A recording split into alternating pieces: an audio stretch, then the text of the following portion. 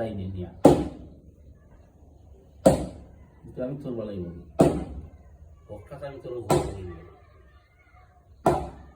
এটা তারা বেশি খাই দিই তোর এই রাজ্যের দুশ্মনী করছে এগিয়ে হই করি করলাম রে ও হইতো না করি বালা হইতো ওরে যারা হিবাই গিয়া গিয়া তা লাভ এই অবস্থাই বলা তো বলে আল্লাহ একমাত্র উত্তম ফয়সালাকারী